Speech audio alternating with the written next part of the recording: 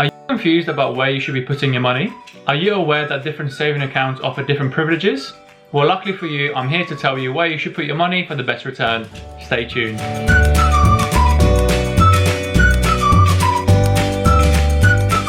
Hello everyone and welcome back to my channel. I'm Stan and today we'll be talking about where you should be putting and holding your money so that the money does all the work for you and grows. Before we start, I just want to say a massive thank you for everyone who supported the channel. We've actually just hit 100 subscribers and I think that's great, that's massive. So I'm very grateful for your help. So if you are enjoying the videos, please do like, comment, subscribe and hit that notification bell so you never miss an upload, but let's get right into it. So I think the first thing we need to understand is whether we want to save or invest. So you can either save your money safely or you can invest it for a higher return, but you are putting your money at risk. Although over long term, investing outperforms savings, you are risking that money. So put it wrong or put it in the wrong place, you might end up with less money than you started with. So returns aren't guaranteed. So just basically you need to decide whether you want to save or invest. So if you do want to save money, it all starts with understanding where your money is going. So just because you have some money, it doesn't mean you have to spend it. I mean, don't put it under a mattress or into a drawer. Put it away safely where you will earn that interest and you will get more than you started with. So if you are looking to buy a house, a car, or if you're looking to travel, whatever it might be, that purchase that you're looking to make, why not make it easier for yourself and start saving sooner rather than later? Start putting money aside and put in an account where you are getting some interest. So that's what I'm going to go over today, where you should be holding your money, where to put it, and sort of the difference between ISAs, saving accounts and bonds. So let's get into it. So first up, an ISA, an individual savings account. This is an account which allows you to earn interest tax-free, and you can either put it into a cash savings or an investment. So any interest that you earn, you keep. And this can be a lifetime ISA that we spoke about last week. This can be a stocks and shares ISA, which is an investment. This could be a junior ISA, which we won't really get into, and a cash ISA. So a cash ISA offers you a tax-free return forever. However, you can only pay in £20,000 a year. And this is what's called the ISA allowance. With ISAs as well, you can only pay into one type of the same ISA every year. So for example, you can only pay into one cash ISA and one lifetime ISA. So with the allowance as well, the £4,000 limit of your lifetime ISA counts towards your allowance. So if you pay in the maximum £4,000 into your ISA, you still have £16,000 that you can put into a cash ISA.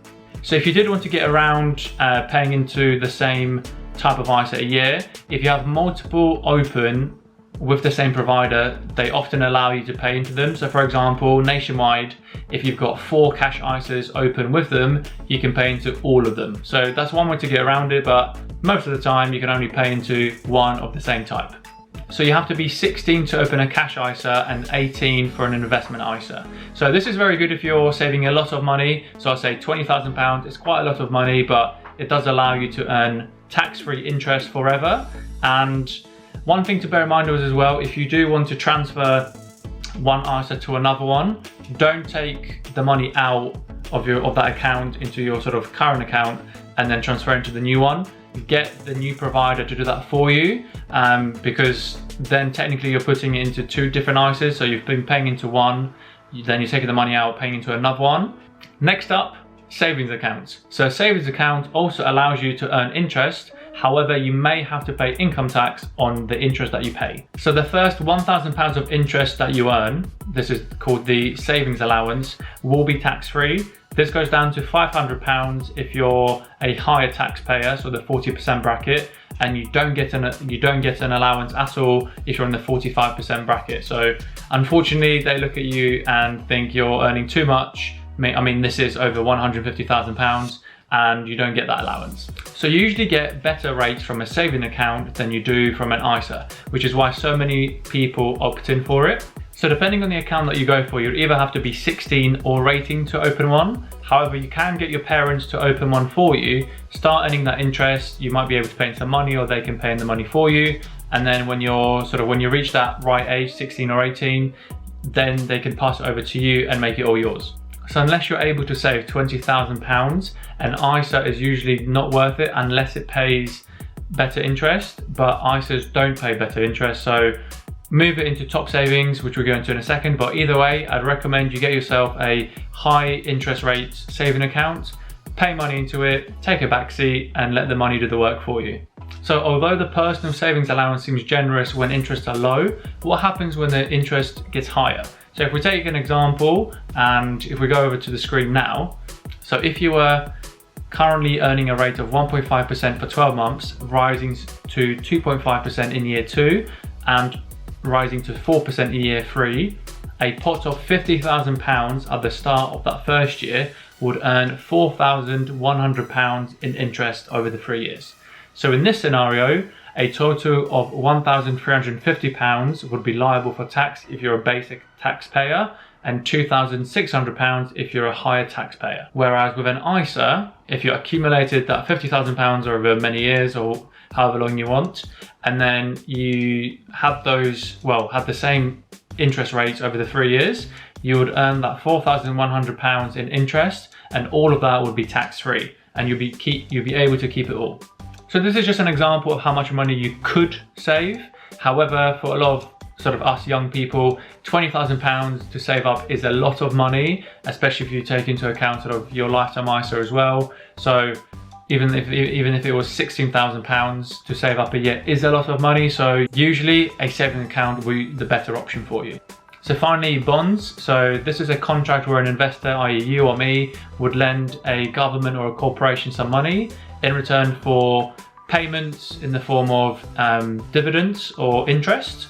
So the issuer of the bond, so the company that you lend money to, will agree a date by which they will give you the money back. So it all depends on sort of the investment that you make. So some higher grade investments will carry risk of default, which means a corporation might not be able to pay you back. Or government issued bonds, the risk is lower. However, because it's an investment, at the end of the day, there will always be some type of risk. So just do bear that in mind.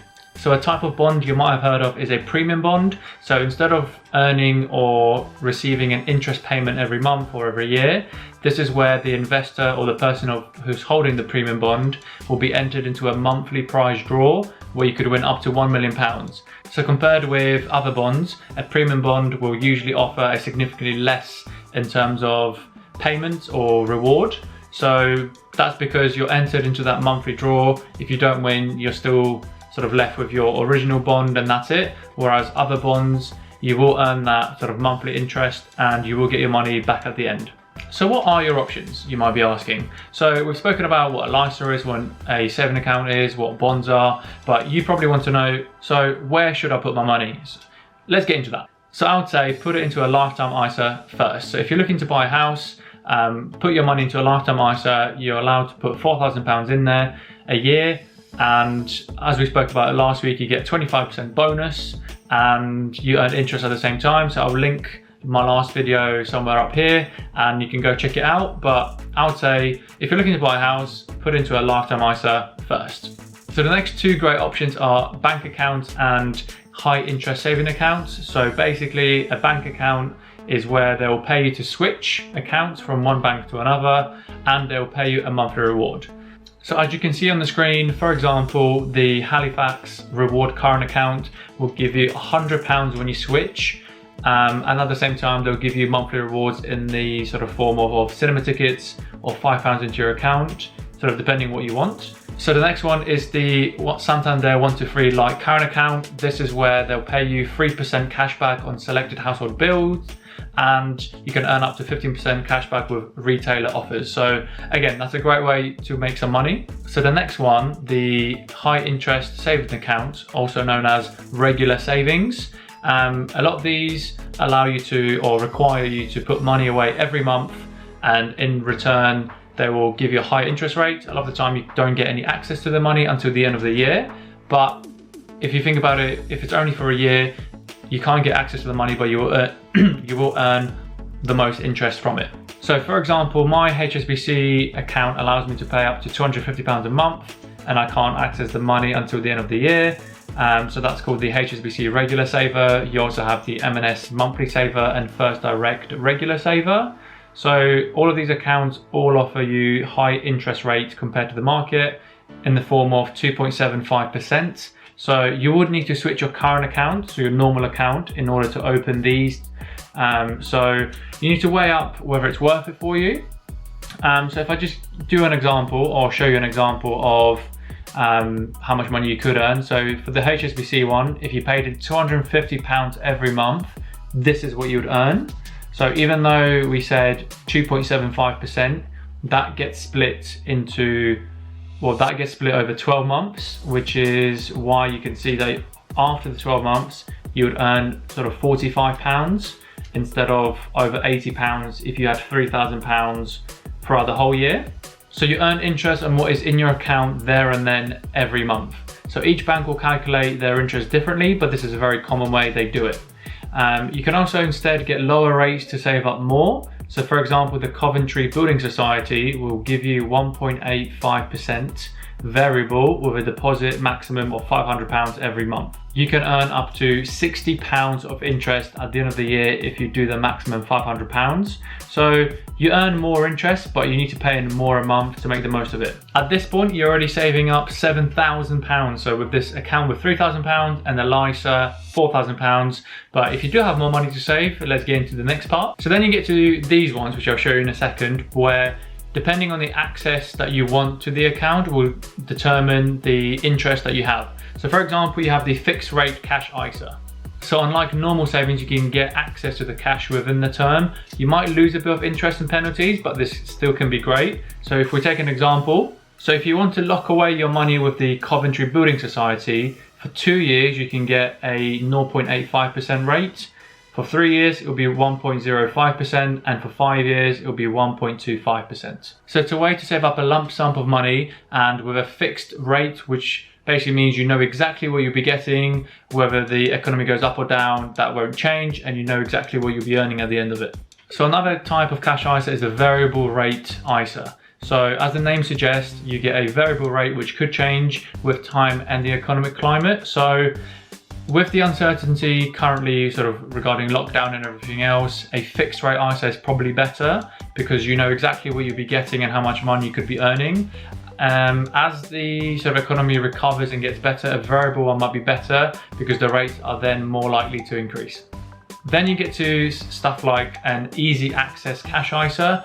This means that you can dip in and out of it as often and as much as you like. So there's no withdrawal restrictions on it at all. So for example, the Skipton Building Society offers an easy access ISA, so no penalty to withdraw any money. And you get a 0.7% interest with a bonus of 0.5% extra for the first 6 months.